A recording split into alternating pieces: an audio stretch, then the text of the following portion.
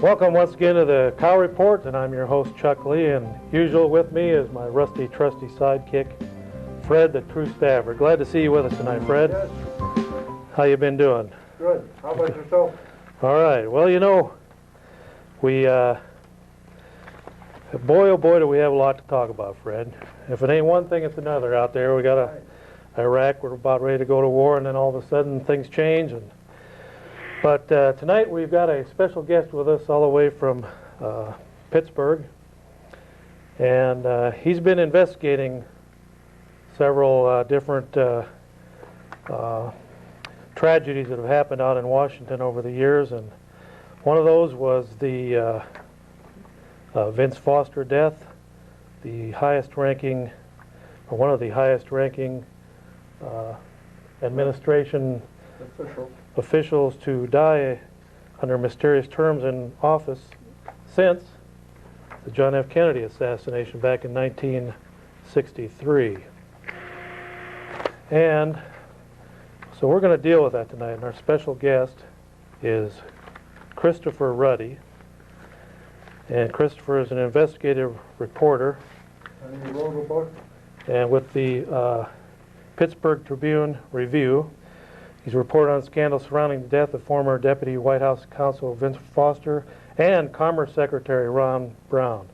He began his probe of the Foster case with the New York Post in 1993, and after continuing to pursue the story with the Pittsburgh Tribune Review, went on to write a book on the subject called The Strange Death of Vincent Foster, an investigation, published by Simon & Schuster, Free Press.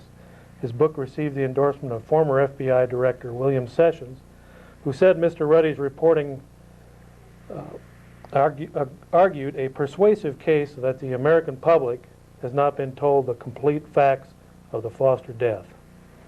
He's been a featured guest or commentator on numerous media programs, including CNN's Sunday Morning Show, CNBC's Hardball with Chris Matthews, CNBC's Rivera Live, Fox News, Fox in Depth, Fox, Hannity and Combs, NBC's Unsolved Mysteries, CBS 60 Minutes, C-SPAN's About Books, PBS Tony Brown's Journal, Black Entertainment Network's Tonight program with Tavis Smiley. Christopher Ruddy has been awarded a media fellowship to the Hoover Institute on War, Revolution and Peace.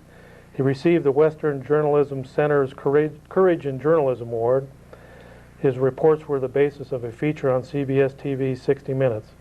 In 1992, as editor of the New York Guardian, he broke a number of national stories, one of which led to the withdrawal of a PBS documentary, the first time PBS had disavowed one of its own projects.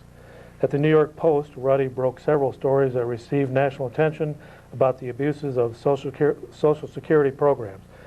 Ruddy holds a B.A. summa cum laude in history from St. John's University in New York, and a master's degree in public policy from the London School of Economics.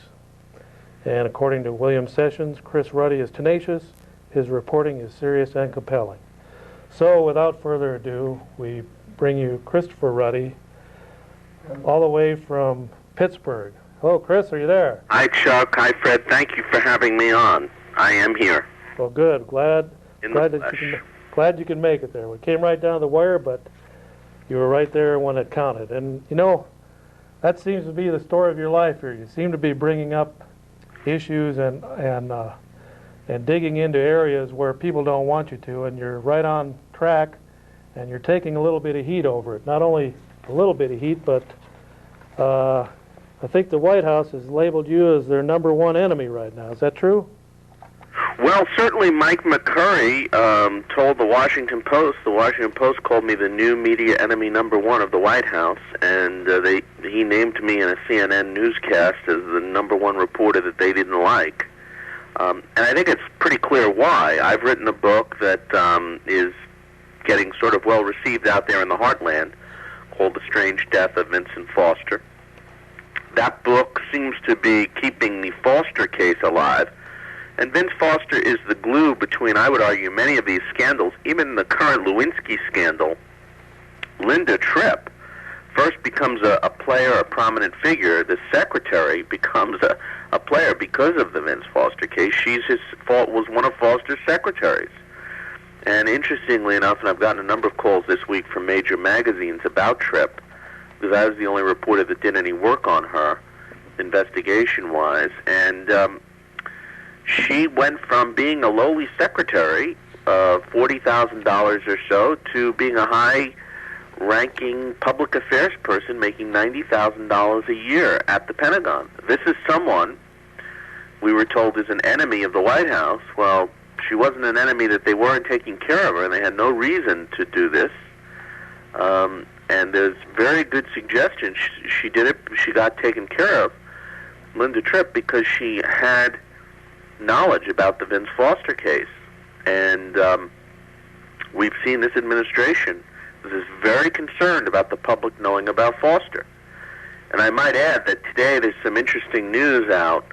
The Western Journalism Center, a group which I'm affiliated with, published, commissioned a poll with Zogby International. Zogby predicted the last election in 1996, very reputable firm.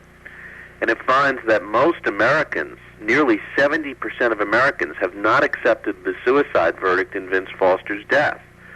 In fact, more people than ever don't believe he committed suicide. 22% of Americans believe it was murder.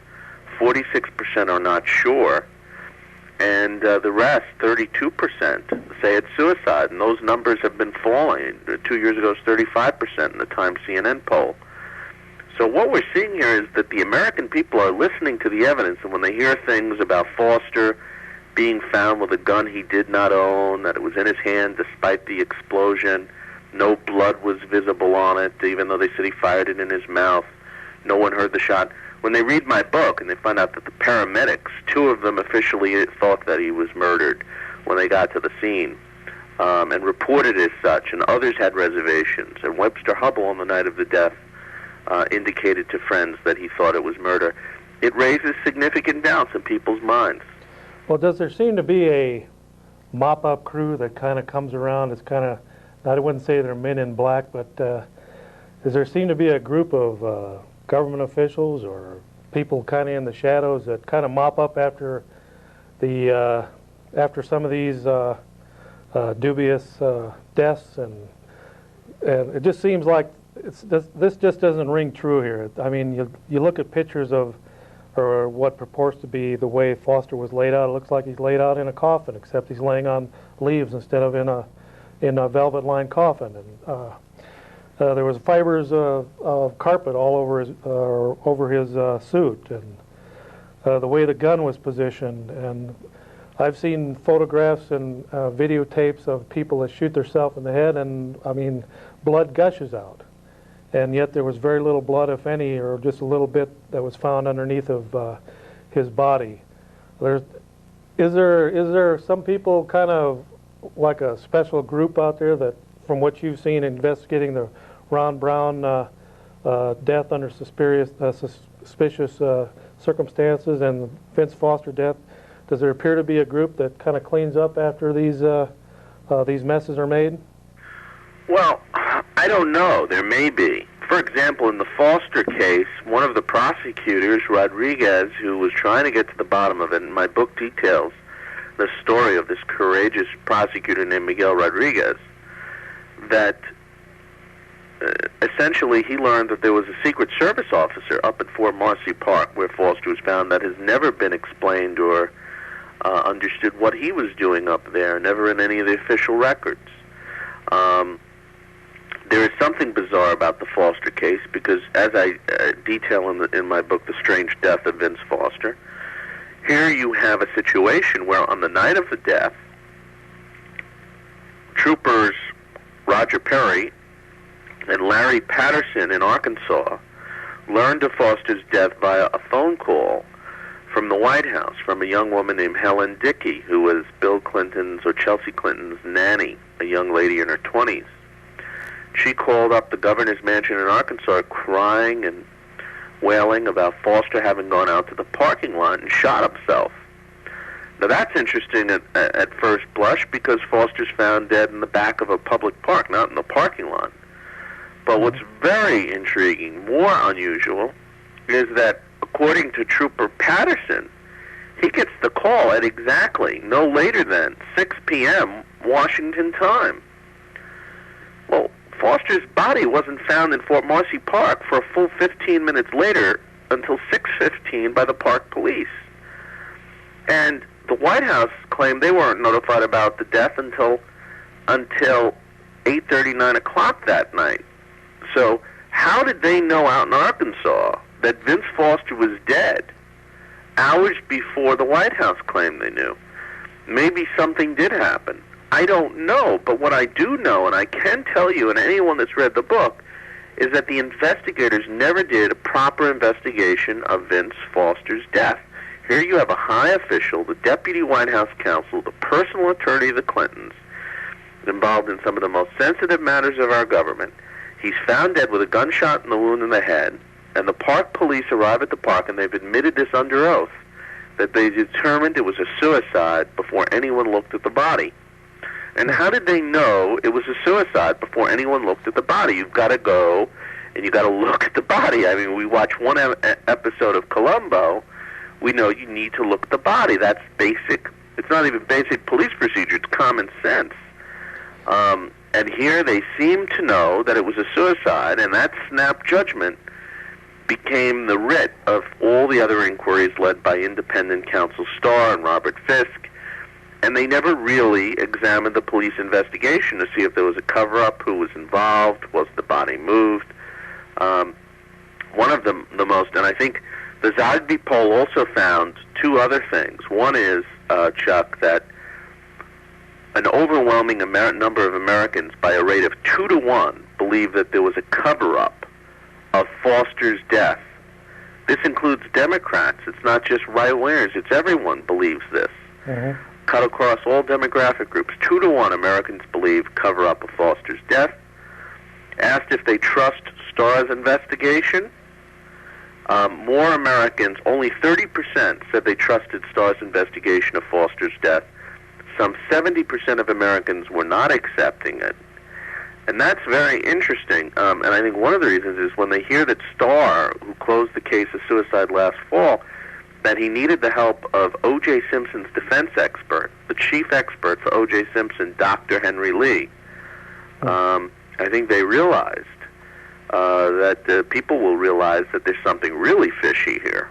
Well, now, Robert Fisk was the special prosecutor that Kenneth Starr replaced him, but he came right in and he pretty much closed the books on it real quick and said it was a suicide, nothing to it, and pretty much shoved that under the carpet. But then after him came in Kenneth Starr, and Starr pretty much did the same thing. Now, is there anything unusual about that? Well, Fisk, I detail the history of both of these guys, and I think to understand what happens, you need to understand who these guys are. Fisk was an inside New York guy who was a liberal Republican who had a lot of links to the administration, and he was not going to rock the apple cart. In fact, Fisk had been the U.S. attorney here in New York during the Carter administration for 4 or 5 years. And in the course of those 4 or 5 years, he never once, Chuck, did he ever prosecute a case of political corruption. Coming to New York and saying there's no political corruption is like coming to Guatemala and saying there's no bananas, or going up there to where you are and saying there's no cows in the summer. You know, it just doesn't wash. And so this guy was not interested. He had no record of trying to go after it. And then Starr, you keep on hearing from the White House what an evil, mean guy Starr is. Well, show me. He has a long history of being an inside the Beltway deal maker. Here's a guy that's been considered during the time he's been working for the Clintons, for the independent counsel's office. He was on the payroll as a lawyer for the Chinese government. He was representing a company owned by the People's Liberation Army in a case in Delaware. I'd like to know why he was on their payroll. who decided to pick him as a lawyer for all of that? Well, you know, with Kenneth Starr, it seems like there's just one crisis after another, one scandal after another, and it seems like they get them stacked on top of each other. So it appears to the public's view that, well, let's get rid of this old scandal. We got a brand new one brewing out here with the Lewinsky deal. That's the latest one. So let's focus on that now. Let's throw out the deal with Kenneth Foster, and then, well, we sure can't have this Ron Brown thing cooking up now. That's all phony baloney. So let's throw that out. But then we got these 1,000 to 2,000 FBI files that were floating around the White House, and it appears that some prominent Republicans might have been being blackmailed, or at least they were taking information out of their FBI files to use it to the benefit of the Democratic White House. So that one kind of fell away now, and then there was the travel agency scandal. That's kind of fell away to the back burner or even off the stove. And everything now, everyone's looking at the Monica Lewinsky deal, but what about Whitewater, and what about Kenneth Foster, and what about Ron Brown? It just seems like one scandal after another, piling up one on top of the other. One of them, but no one ever does any thorough investigation or holds anyone to account for the various scandals. That's my problem with all of this. Ken Starr was given jurisdiction over the travel office. There were similar allegations that we have in the Lewinsky affair of obstruction, perjury. Nothing's ever come of it. Have you heard any more in the news about it? Starr, when the 1,000 FBI files were in the news, and people gone to jail for invasion of privacy over that issue, there was no discussion about what Starr's been doing for the past year and a half. He was given special jurisdiction by Reno to look into that. Has he done anything? It's obvious if you look back. I mean, go back. Don't listen to what Jim Carville says or the White House says about Starr. Look at what they do. They constantly give him jurisdiction over these scandals because they know he's not going to do anything. Well, that conveniently buries it then. Is that what we're seeing here? Well, it could be in this. He may be just going through the motions on this Lewinsky thing. One prosecutor pointed out he hasn't even brought Clinton before a grand jury yet or put him under oath about the matter, allowing him to spin his story about what happened. Well, it's I don't know. It's just amazing. And then you've got Mena, Arkansas. That scandal down there in Arkansas. Some of these go back a few years, and but it just seems like we're not getting anywhere. Just another new scandal coming up. You know, my job. I wish we would get somewhere, but my job. I think anyone that's read my book, The Strange Death of Vincent Foster, knows that I fulfilled my role, which is to get that information out to the public. You're fulfilling your role. It's having an impact. The Zogby poll that I discussed, Chuck, shows that most Americans, grand majority, to get 70% of the American people to agree with it, shows we're on the right track and that people are listening to us and that we're having impact and we're making a difference. That's important. So keep up what you're doing. Okay, Clinton, for all of his so-called popularity, never even won more than 50% in either presidential election.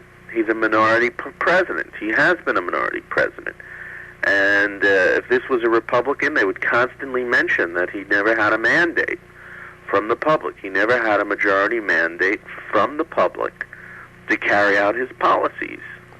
Okay, Chris, now you have a homepage on the internet, and we have that linked up to my homepage, and if you want to go to it's on the first page of my homepage, and for those of you out there that haven't seen the homepage, you can link right into that at http://members.tripod.com/members/FLAVIN, and it's on the first page of that homepage. In big letters on the front page there, it says Chris Ruddy. And when you hit that button, you'll go to ruddynews.com, and there you'll see the latest articles, and that latest Zogby poll is mentioned in there, and there's all kinds of information on the Vince Foster fact sheet.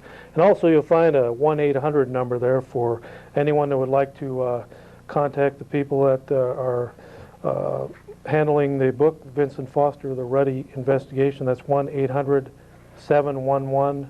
1-800-711-1968, 1-800-711-1968, and that will give you access to the Vincent Foster, the Ruddy Vincent Foster book, The Strange Death of Vince Foster, an investigation. And I was out at, what's that new bookstore here in town? Borders. Borders. I was out there a couple nights ago, and they have several copies there of it if anyone would like to actually. We have a university here in town, people in political science department, or people in current affairs, or journalists, if they would actually like to go read how another journalist went out and dug up facts, put them into book form, and got the book published by Simon & Schuster. It'll give you an idea of how this thing unfolded. And if it wasn't for you out there, Chris Ruddy, I don't think a lot of these facts would ever seen the light of day. You've done a remarkable job of digging into areas that seem to be off bounds to people. And I don't want to ask you how you get your information, but it seems like you're hitting a lot of raw nerves out there with some of the information you've revealed on Vincent Foster. Well, obviously, a lot of the media don't want to talk about it. Can you remember one TV show in the past 5 years where they ever talked about the issues and the problems in the Vince Foster case? Why he was found 800 feet in the back of the park without any soil on his shoes? Why there was so little blood at the scene? Why the gun was still in his hand? Why he didn't own the gun? Why they never found the bullet? Why 3 experts, as I detail in my book, said the handwriting and the note found in his briefcase that they said was a suicide note was a forgery. All of those things the major press hasn't covered. Your television show is doing something that you don't find. In fact, if they do cover it, like 60 Minutes, it's an attack piece on the people like me and others that have questioned this. And the fact that so many Americans agree with us after all of that, I think, is a really healthy sign. But it shows that there is a problem here.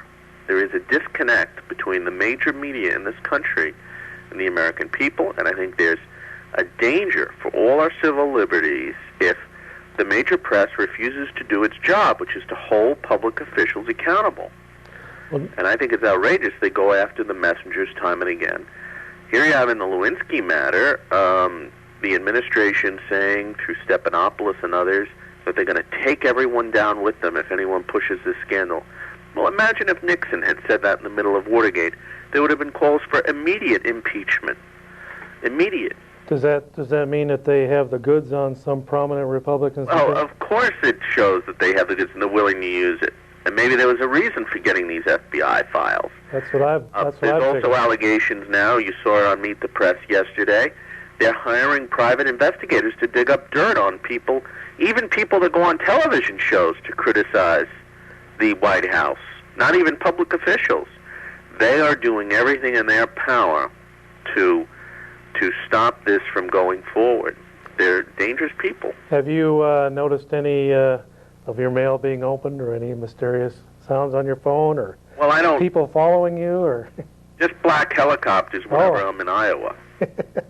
But I don't really, think that in America you don't have to shoot a journalist as he walks down the street to stop him by putting a bullet in his head. It just doesn't work that way. Say, didn't a journalist get beat up down in Arkansas? Well, one did, yeah. He got hit over the head. But what's interesting here is that what they do is they character assassinate you. I was a subject of a 60 Minutes profile by Mike Wallace where he tried to destroy me. Made it sound like I couldn't even speak English. They took a couple of clips from 5 hours worth of interviews, and they did a hatchet job. Fortunately, I was able to go out and go on radio and otherwise regain some of my credibility. But it hasn't been easy. Mm-hmm. And I've done it one American by one American across this country because I believe in the importance of what I'm doing. And I hope other Americans do too. I hope they spread the word. I hope they get my book and learn about this case because it's not going to go away. Okay, now just when the book gets rolling out and gets on the shelves, then all of a sudden there's a whole new scandal out there about the Ron Brown death. And you've revealed recently in the last few months about a mysterious wound in the head or the scalp area of Ron Brown, and that started a whole new firestorm, and it's really gotten a lot of prominent black leaders up in arms, and there's been some arrests over it. I mean, as far as people picketing against it, and there's been calls for new investigations on that. And can you briefly tell us exactly what's going on with the Ron Brown situation now? Well, yeah, I mean, here you have a really serious issue of the Commerce Secretary. Let's go back to the day of that plane crash, April 3rd, 1996, and most people will remember that the Pentagon announced on that day that Secretary Brown's plane and 34 others went down into a Croatian mountainside. He was on a trade trip over there. That there was bad weather, and the plane crashed as a result of an accident. And that was all said and done on the day of the crash. Well, we find out that they made that determination before any Americans even got to the scene. How did they know what happened? No American. It took 11 hours for American investigators to get there, for the troops to get there, and then within days it took for the investigators to get over to the other side of the world to do the investigation, to start the investigation. So what they did was they declared it an accident. They violated Air Force procedure, which is to treat all plane crashes as suspicious first, to conduct a by-the-book investigation called a safety probe, and then conduct the accident investigation after they determine that. In the first time anyone can remember a plane went down in friendly territory, they didn't do that, and they immediately declared it an accident. Again, it reminds me of the Foster case where the Park Police immediately declared it a suicide. So now it's an accident. When Brown's body and the others are returned to Dover Air Force Base in Delaware for medical examination, they now really don't follow the proper procedures, which is to do an autopsy on everyone.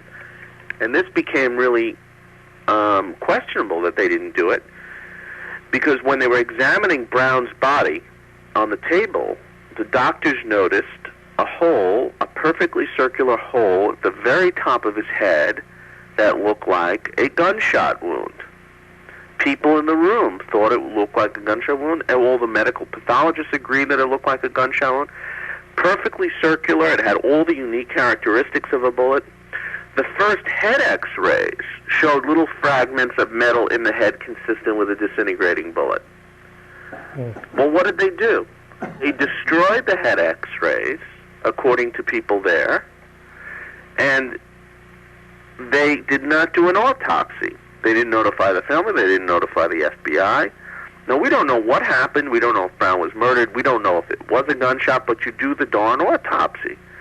And Dr. Cyril Wecht, one of the most prominent pathologists in the country, who happens to be a liberal Democrat, said there was more than enough evidence of homicide in the case. He said there have been numerous incidences in the world where people have gone down in plane crashes. They found bullet holes. There could have been a terrorist on the plane. God knows what happened, but you do the autopsy. Mm-hmm. And despite all of this evidence, they didn't do the autopsy. And in December of last year, I reported in the Pittsburgh Tribune-Review that an Air Force Lieutenant Colonel Steve Cogswell found had gone public with these allegations. Soon, 2 other pathologists joined him. So we have 3 high-ranking military officers, pathologists, saying that there was a hole that looked like a gunshot. It should have caused an autopsy. None was caused. The head x-rays were destroyed. We have a 4th official saying the x-rays were destroyed to hide the evidence of the bullet. This is really serious stuff, and it's gotten a little attention, but not a lot. Most Americans still don't know about this. Understandably, they don't know because the press isn't reporting on it. And this is probably the second highest ranking official to die since John F. Kennedy, or one of the highest, under a cloud. And both Vince Foster and Ron Brown were under investigation at the time of their deaths. Were they not? Yes, they were. Well, certainly Brown was. Mm-hmm. But it could be argued that both died just before major questions arose about their involvement in scandals. Foster in the Whitewater matter, and of course Brown in the fundraising scandal. And that fact, I think, indicates that there should have been further inquiry. In fact, a group, Judicial Watch, has filed a petition with the court that appoints independent counsels in Washington seeking the reappointment of the independent counsel investigating Brown to look into his death. The argument being that if the independent counsel, a guy named Daniel Pearson, knew what we know now about this hole in the head and the possibility of homicide, he would have been the one to conduct the death investigation. So that's being considered by the judges as we speak. I don't know what's going to happen there again, but certainly the military, what they've done is, and I've been detailing this for people that want to follow, as you said, on my website at ruddynews.com, which is all one word, RUDDY news, ruddynews.com. I have up there the photographs and the head x-rays, copies of the head x-rays before they were destroyed, photocopies, and the hole in Brown's head and other matters relating to the crash. But I recently did an article about how the military people have been retaliated against. Lieutenant Colonel Cogswell, 10-year veteran of the Air Force, got his first negative review for going public. In fact, his career is finished over this. So, I mean, these people are paying a very heavy price, and one of them was transferred. And the criticism of Cogswell in his official evaluation is really funny. It's sad and funny at the same time. They said he used inappropriate language, he dressed inappropriately, and he drove recklessly through the office parking lot. Huh. Well, what does that tell you when they're going after a guy who crosses the double white line in the office parking lot? Hey, that's more important than botching an x-ray and then destroying it, or whatever. I mean, it sounds like they're being a little nitpicky there to discredit him. Right. Well, Chris, so I read one of your articles recently where you brought up the military a second ago. You're talking about how the military is in no way, shape, or form ready to do battle over in Iraq. I think that was your article, wasn't it? Well, I did an analysis about the Iraqi situation in the sense that all of these other I spoke to several experts pointing out that while we're focusing on Iraq, the countries that have advanced nuclear, biological, and chemical weapon systems are being ignored, like Iran, Syria, Libya. Libya has this massive underground chemical weapons bunker in a mountain called Tarhuna. No one's paying any concern about that. So I don't know if this was wag the dog or not with what's going on there. I bet you dimes for donuts that we're going to hear more about Saddam Hussein, that this deal that they cut will fall apart just as something else happens. And even Dick Morris, the president's former advisor, says that the president is using it to divert attention. Yeah, well, it kind of looks that way. Well, we got Chris Ruddy on the job out there making sure that they can't get it all diverted, and we really do appreciate your hard work out there and pretty much sticking your neck out on the line for a lot of other people that wish they could do it, but they don't have the facts, and you've been willing to go the extra mile and reveal these facts and information that has really been quite an issue all across the land, especially with Vince Foster and now with the Ron Brown scandal coming up. Is there a book in the offing on Ron Brown? I don't know if there is or not. I didn't go into the Foster thing with the idea I would do a book. It took me several years to decide to do one there. And I'm still, that one's still out. I want to see that one succeed first. They've gone into the 4th printing, but I'd like a lot more Americans to read that book. And I hope they do. And it's still at bookstores. As I said, there's The Strange Death of Vincent Foster. And I think that would be eye-opening. And once I get people's minds open to that, I think then they'll be more likely to believe questions about Brown's death. Well, there's just dozens upon dozens unanswered questions in the Vincent Foster case, and you've really brought all those to light. And probably for every question you bring to light, it makes us ask a couple more questions. Do you have time to take one quick phone call? Sure. All right, let's see what we can find here. Okay, caller, you're on the air. Hello. Have you heard the new games they're playing in Washington? No, what's that? swallow the leader. Okay, do you have a, well, I guess it's easy to joke about that, but it's pretty serious business out there. We're talking about the President of the United States and possibly the impeachment Yes. of the President, and which isn't a very funny or laughing matter. And Well, I it think is for pretty sure Clinton will continue being the butt of jokes, and this is going to hurt his legitimacy as president, whether he did anything illegal or not. And I want all the facts to come in on this before I make a judgment. However, I think that Starr is not the guy to do this, and I'm quite concerned. And anyone that's read the book knows that Starr is not a tough, independent prosecutor, contrary to what you've been told. Well, with all these facts here and all these different issues that go unanswered, how could he just sweep that great big mess underneath the carpet and call it a suicide and wash his hands of it? It doesn't make sense. And so you're asking some of those same questions and revealing some of these same facts, even down to Bernard Nussbaum taking the briefcase, dumping it upside down 2 or 3 times, nothing falls out, and then a few days later he does it again, and all these pieces of a suicide note fall out. But conveniently, the one piece where it should have had his goodbye signature is missing. That's Vince Foster's signature. And was there kind of a, Nussbaum was a high official, the attorney for the White House, wasn't he? Was there a point there where he was obstructing justice? Well, I know he left. I argue Nussbaum may have obstructed justice. Certainly, here's what's really bizarre. A friend of yours or colleague, associate, or whatever dies tragically, violently.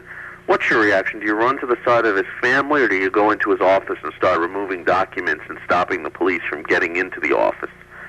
Normal people want to cooperate with the police. They did everything to stop the police. It's so obvious that they had something in that office to hide. It just reeks. Mm-hmm. And to me, the fact that Starr never investigated, he's diddled with that investigation for years now. No one's been indicted. There's so much evidence of lies and lies and lies there by the different officials. What does it tell you? Well, it tells us that there's something's rotten in Washington, and it smells all the way up to heaven. And but you've revealed it in your book, and we urge everyone that can get a hold of that book to do so, or borrow it from a friend. And if you can't find it from a friend, it's available on the RuddyNews.com site too, isn't it? It is available. They can certainly read details about the book at RuddyNews.com. I mean, they can.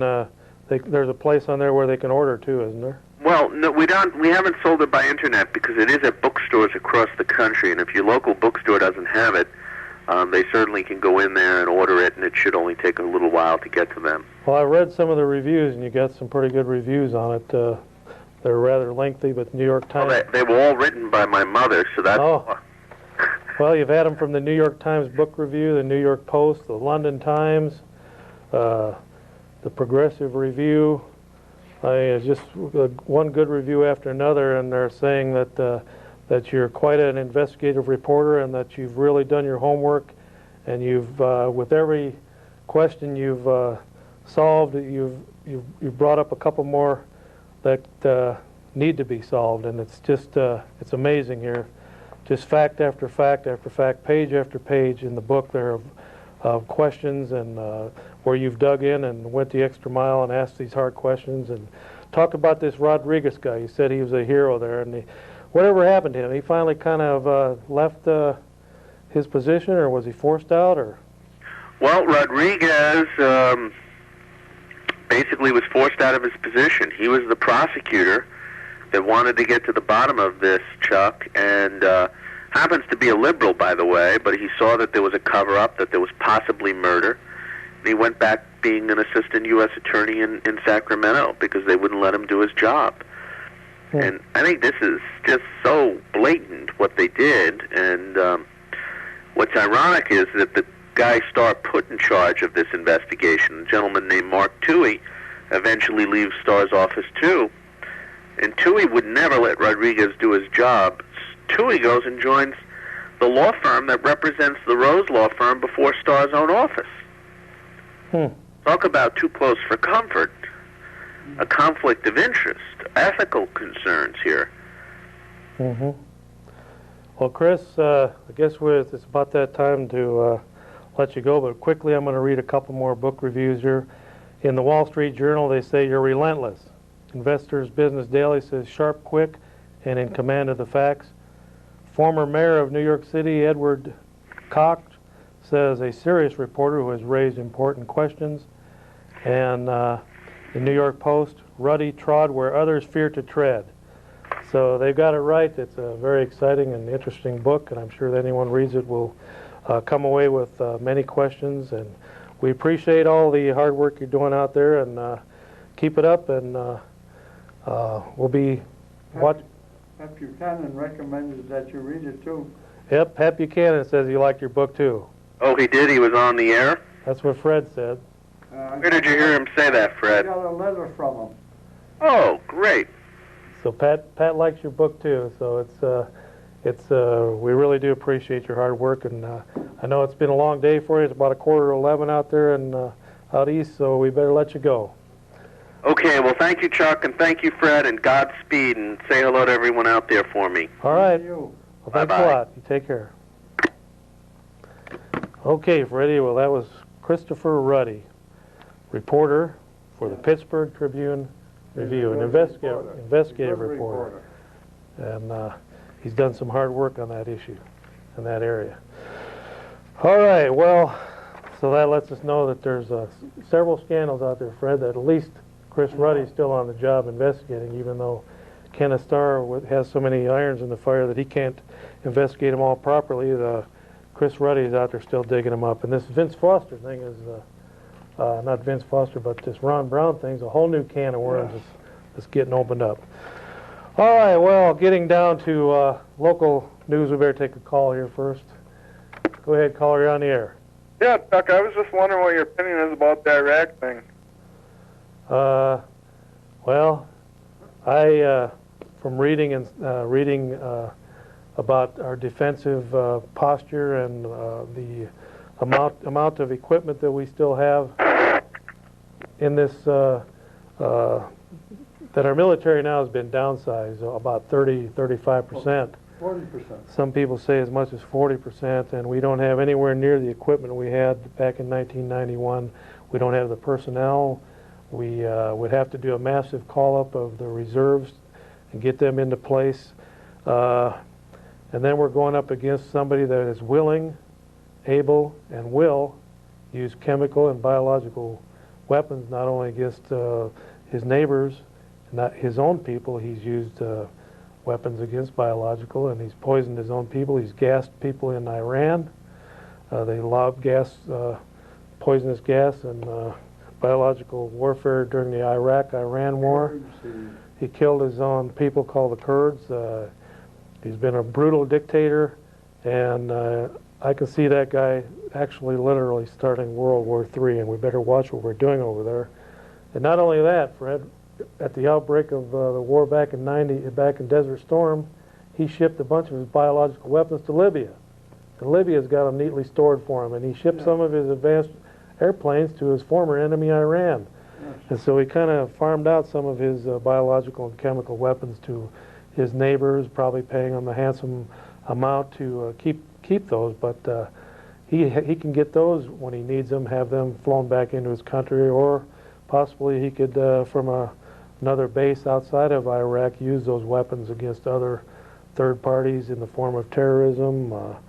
You could think of 100, 200 different, maybe 1,000 different ways that they could cause problems around the world with American bases, American places where tourists go, and it doesn't have to necessarily be in the Mideast. It could be down in Mexico, or it could be in Canada. I mean, the guy probably has his terrorists planted all around the world that have access to chemical and conventional weapons, and possibly even nuclear weapons that they purchased from Soviet Union, former Soviet Union. So we're dealing with a madman that is willing to stand up to us, and he's proved that he that even though we whipped him back in Desert Storm, that he's come back again and pretty much replenished his military, and he's ready to go again.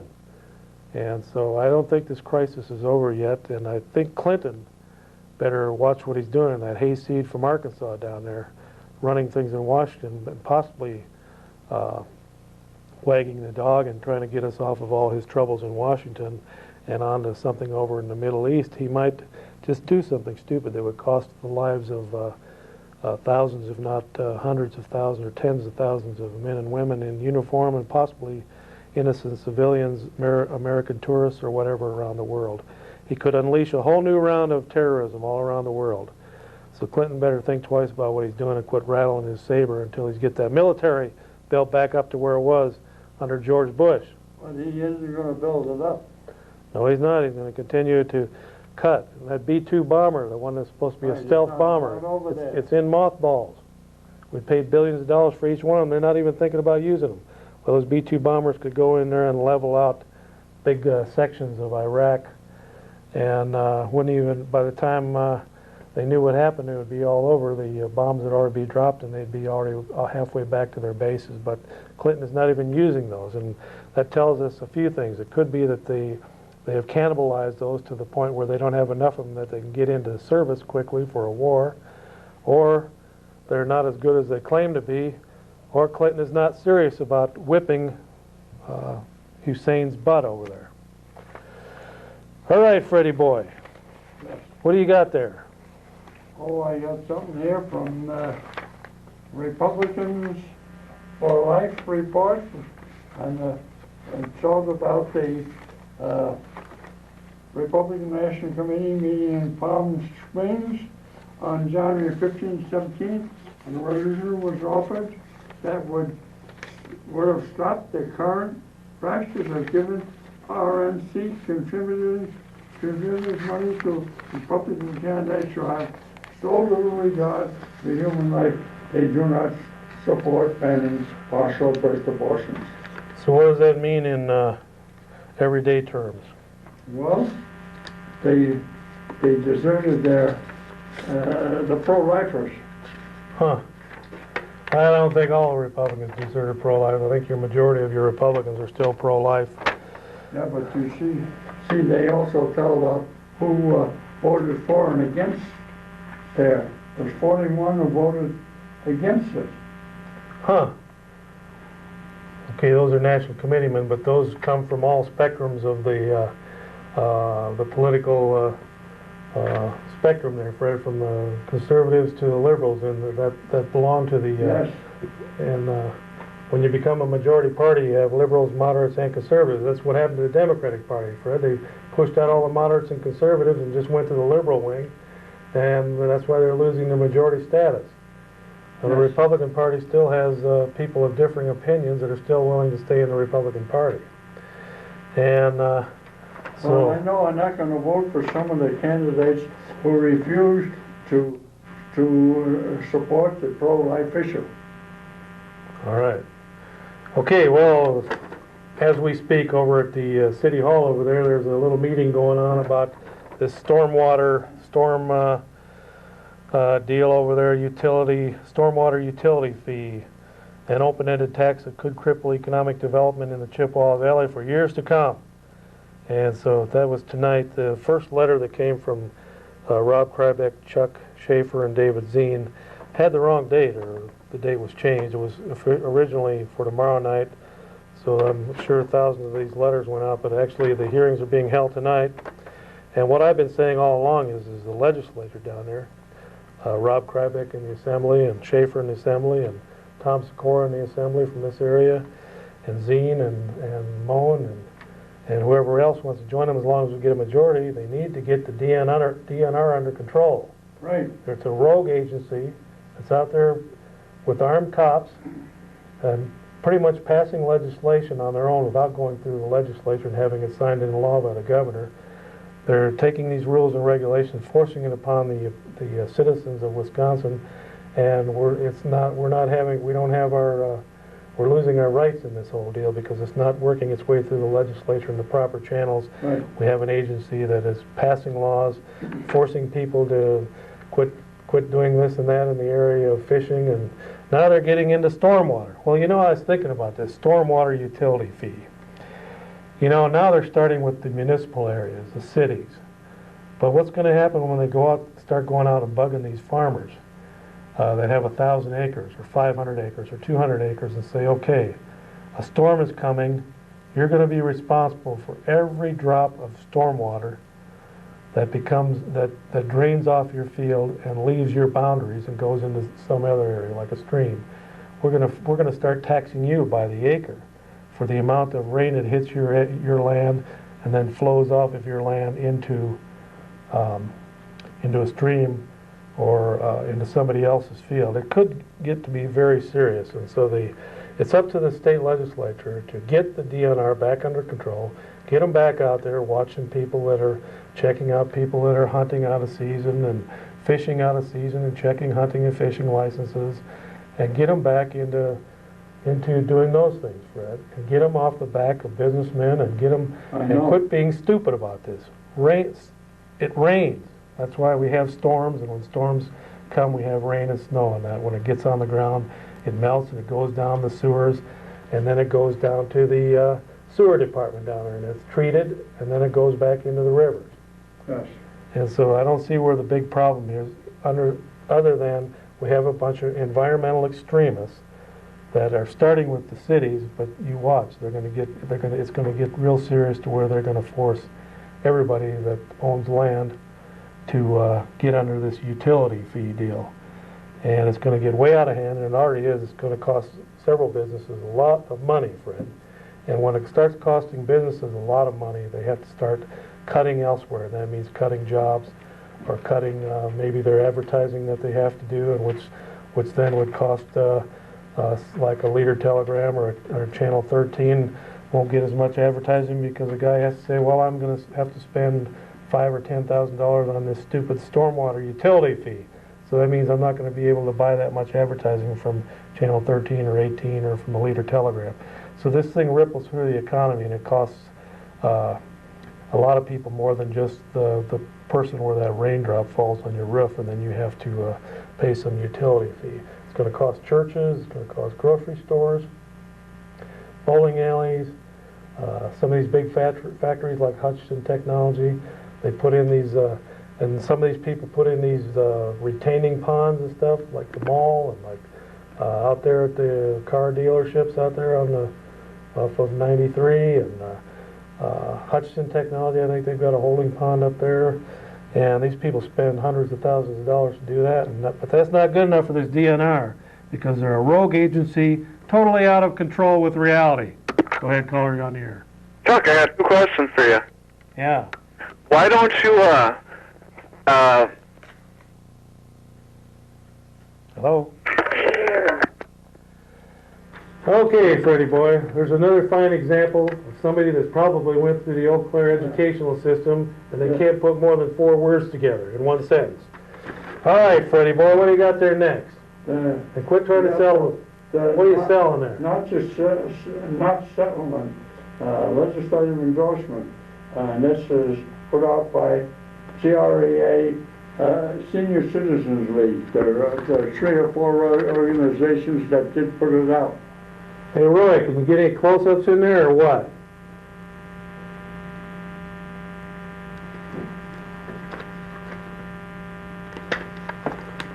See, there's a good man there, Fred. Yeah. There, that's close enough. Armed with pride. Now, who is that guy? That's Moses, ain't it? I don't think so. Well, who do you think it is? He's been in Like Roosevelt. Roosevelt. That is Charlton Heston. Charlton Heston. Well, I know it wasn't who you said it was. Armed with pride. Yeah. Well, didn't he play Moses in one of the movies? Could be. Yeah, okay, all right. And here's the other guy there, Roy. Hey, Roy, here's the other guy, the other man of the hour here. You got that, Roy? Saddam Hussein? Saddam Hussein. This is from the Jerusalem Report. And I'll tell you, this guy better watch out because this guy will kick his butt. all the way back to that town there that he lives in. What is that town? Baghdad. Yeah. All right. Okay there, Freddie boy. So, we had a good reporter on, an investigative reporter from the Pittsburgh area who's been digging into several scandals out there in Washington. I'll tell you, there was a lot of interesting information there. But I had something here real quick we wanted to read, Freddie boy, and that is this.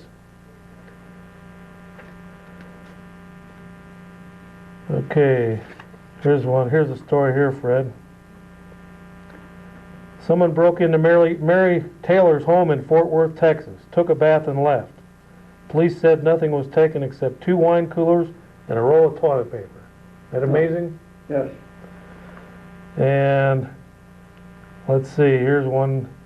On a sad note, the Psychic Friends Network filed bankruptcy in Baltimore last week. According to court documents, the company's revenue had plummeted to $25 million a year. Apparently, they didn't see this coming. And you'd think they would if they're a bunch of psychics. Hello? Hello, Chuck. Yeah. Hey, I want to touch on 2 subjects that you were talking about and kind of clarify them for you a little bit. All right. One is this DNR water runoff deal. Yeah. Okay, in Eau Claire, when water runs off your yard or off a parking lot into a sewer, it runs directly into either the Eau Claire or Chippewa River. It don't go through the wastewater treatment plant. Huh. I live down on the 100-year floodplain, and if the water that ran in my sewer went through a treatment plant, in the spring floods and stuff, they come down here and they put plugs in the sewer system to keep the Chippewa River from running backwards up the street sewers. So they're not even treating that water before it runs into the Chippewa River. You can go to River, a great big concrete pipe. And another thing I wanted to touch on was what you said about Saddam Hussein in Iraq. The Republicans, George Bush, Ronald Reagan, fueled a war that went on between Iran and Iraq. We sold arms to Iran, and we sold military information to Iraq. And thousands of people died during this war that the United States was playing both sides of. We didn't want Iran to win the war, because if Iran took over Iraq, it would be a huge power with oil, money, and military arms. We didn't want Iraq to take over Iran because of the same reason. And the Well, that's why we let them kill each other, and they killed 1 million of themselves. Yeah, and then they get mad at the United States, and we wonder why American tourists have to be careful when they go overseas. Well, we sided with Iraq because at the time Iran was more militarily powerful, and we were afraid that Iran would move right through Iraq and then head in and wipe out Israel. So that's why we bolstered Iraq back then. But then when the war was over, all of a sudden Iraq didn't have anyone to attack, so they attacked little Kuwait, and so all of a sudden we had to go against our former ally there. Is that why we had the Iran-Contra scandal, where we were selling arms to Iran during that war, taking the money and sending it to the Contras, and the CIA was smuggling dope into California? What do you mean we? I never did any of that stuff. Yeah, you're a Republican, Chuck. Come on. Oh, it was the Republicans that did it. Oh, that was our government. And what were the communists doing besides funneling guns down there to the Sandinistas until we kicked their asses? Fix that there. All right, here's another one in a related story. A man in Georgia is charged with killing his daughter and cutting her body into 7 pieces with a chainsaw after she ran up over $20,000 in phone bills to psychic hotlines. Yeah. They're losing customers left and right out there, Freddie boy. And here is the guy who was President Clinton nominated for ambassador, a man, James Hornell, and avowed homosexual for in-your-face citizen. That's amazing, Fred, what they'll do out there. Yeah, they shouldn't have put him in there. What'd you say, Roy? Well, I was talking to Roy Rogers Hoff, our pyrotechnical engineer in there, who's worked for many, many years to keep the show on the air. And as you've seen, there's been a few glitches tonight, but Roy keeps them on the air. And there's that email address, or not email, but the homepage address, and you can go right from there to, well, as soon as Roy gets that off the screen there. No, you can't see it unless you get it close up there. There it is. Right there, members.tripod.com /Tildy-Flavin. You can go right there and you can get in and see that Chris Ruddy report. And we're going to take this call here. Go ahead, caller, you're on the air. Hello, good evening. Hello, you're going to have to turn your TV down. Yeah, there was just one issue that I wanted to touch base with you on. I don't know if you've heard the rumor that's going around, but there's a rumor going around that you're too... All right, well, we tricked that guy. That's another one of them people that doesn't know what he's doing. Okay, Fred, you made your point. The meeting is over. Yeah, well, you shouldn't have drank so much Flavin Pop before the show started. I didn't drink any. I saw you over there yawning. I told you to quit drinking that stuff before the show starts. It'll put you to sleep every time. All right, well, ladies and gentlemen, adios, amigos and amigas. Thanks for tuning in to the Old Cow Report, and we'll see you right here next time, probably about 2 weeks from tonight on a live program. And thanks for tuning in. And with me has been my rusty, trusty sidekick, Fred the True Stafford, and I've been your host, Chuck Lee, and my pyrotechnical engineer, Roy Rogers Hoff. We all thank you for tuning in, and we'll see you next time. Bye. Good night.